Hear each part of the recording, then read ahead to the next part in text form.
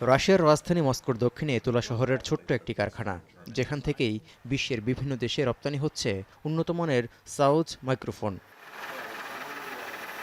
২০১৩ সালে যাত্রা শুরু করা আমেরিকান সঙ্গীতশিল্পী ডেভিড আর্থার ব্রাউনের এই কারখানায় কাজ করেন প্রায় ৬০ জন কর্মচারী। যত্ন সহকারে হাতে তৈরি করা হয় সঙ্গীতের কাজে ব্যবহৃত এই যন্ত্র।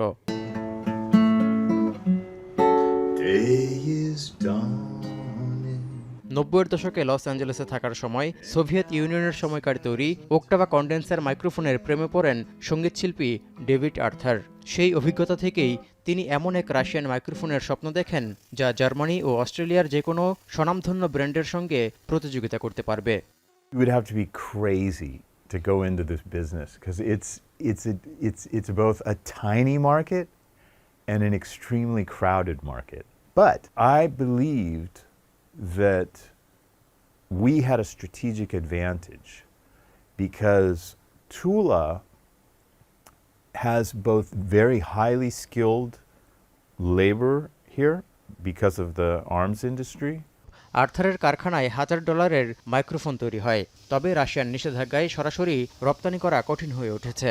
যদিও নিষেধাজ্ঞার বাইরে তার প্রতিষ্ঠানে তৈরি হওয়া মাইক্রোফোন, তবে অর্থ লেনদেন ও পরিবহন জটিলতায় রাশিয়ায় এখন ব্যবসা করা কঠিন বলে জানান তিনি। We stay out of politics completely. I'm not a diplomat, I'm not a politician, I'm just a singer and a mic designer. And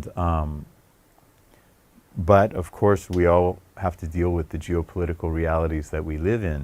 ব্যবসায়িক জটিলতায় সরাসরি যুক্তরাষ্ট্র, চীন ও ইউরোপে মাইক্রোফোন রপ্তানি করতে পারছেন না আর্থার। তাই অন্য রুটের মাধ্যমে ঘুরিয়ে গন্তব্যে পৌঁছে দিতে হচ্ছে চাহিদা অনুযায়ী মাইক্রোফোন।